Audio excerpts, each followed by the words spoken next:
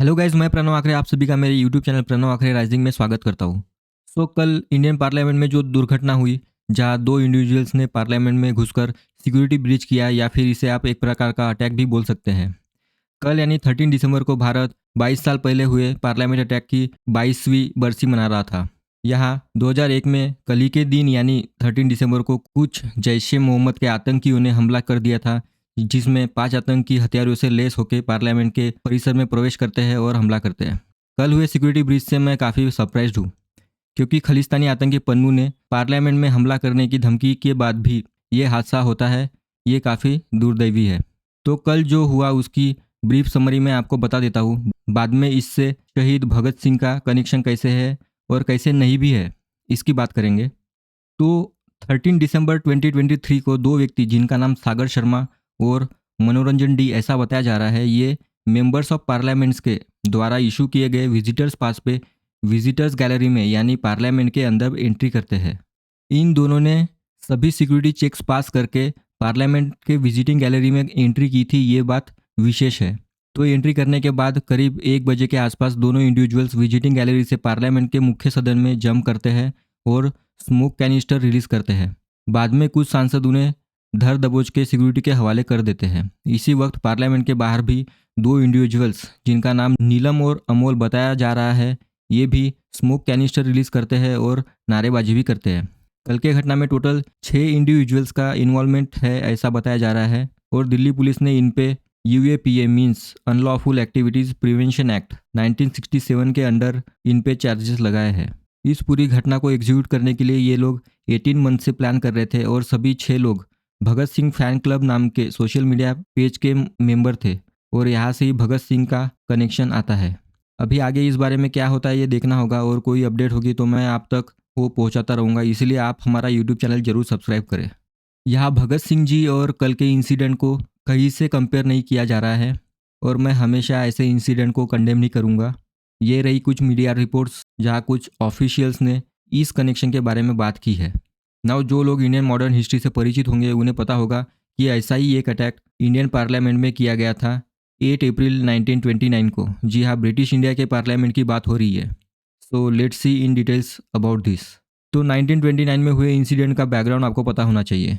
1929 के 10 साल पहले एक एक्ट ब्रिटिश गवर्नमेंट पास करती है, जिसे मॉन्टेस्क्यू और मॉन्टफोर्ट रिफॉर्म्स भी कहा जाता है। इसमें भारतीयों की जो मांगे थी वो पूरी नहीं की गई थी, इससे सभी भारतीयों में रोष था। उसके बाद रौलट एक्ट लाया गया, जालियनवाला बाग हत्याकांड हुआ, और फिर साइमन कमीशन का इंसिडेंट हुआ। आपने साइमन गो बैक ये वेरी फेमस नारा तो सुना ही होगा, जो इसी इंसिडेंट से रिलेटेड है।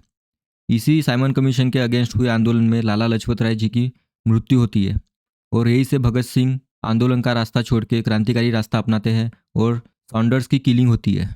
इसके बाद हिंदुस्तान सोशलिस्ट रिपब्लिक एसोसिएशन के लीडर चंद्रशेखर आज़ाद ये डिसाइड करते हैं कि ऐसा कुछ करना है जहां लोगों को पता चले कि अकेले इंडिविजुअल्स के शौर्य पे हमें आज़ादी नहीं मिल सकती, और इसमें सभी भारतीयों का योगदान जरूरी है। मीन्स मास मूवमेंट करनी होगी।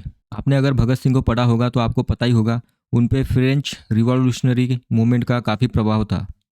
तो भगत सिंह जी ने फ्रेंच रिवॉल्यूशनरी ऑगस्ट वेलेंट को पढ़ा था, जिन्होंने फ्रेंच पार्लियामेंट में 1893 में बॉम्बिंग की थी, और यही से इन्फ्लुएंस होके एच आर्य के सभी क्रांतिकारी इंडियन सेंट्रल असेंबली पे बॉम्बिंग करने का प्लान करते हैं।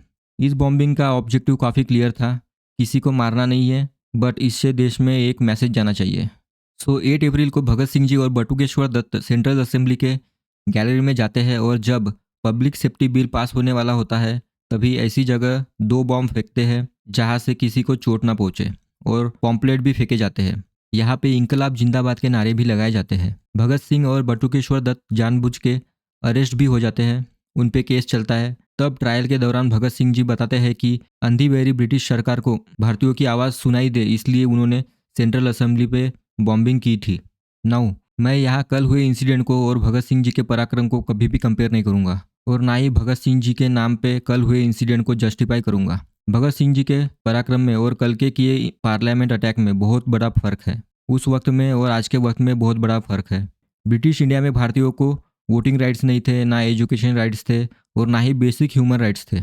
और यही फ़र्क है आज में और तब के ब्रिटिश इंडिया में। आज हमारे पास सभी राइट्स अवेलेबल है, यहाँ तक कि आंदोलन करने का हक भी हमें प्राप्त है। इसलिए कल किए गए हमले को मैं कुछ बेवकूफ़ों द्वारा की गई बेवकूफ़ी मानूंगा, क्योंकि उन्होंने जो रास्ता अपनाया वो दर्शाता है कि उनमें पेशेंस नहीं है। बदलाव ग्रेजुअली आता है, बदलाव के लिए काफ़ी प्रयास करने पड़ते हैं, बहुत सारे हार्डशिप से पेशेंटली जाना पड़ता है, जो कि कल किए गए हमले से बिल्कुल दिखाई नहीं देता। इसलिए कल का अटैक एक शेल्फिश एक्ट था अगेंस्ट सॉवेरेनिटी ऑफ इंडिया। तो अगर आपको हमारा ये एनालिसिस अच्छा लगा हो तो हमारे चैनल को ज़रूर सब्सक्राइब करिए और इस बारे में आपका क्या विचार है ये कमेंट सेक्शन में ज़रूर बताइए। It's me Pranav Akhare signing off. जय हिंद।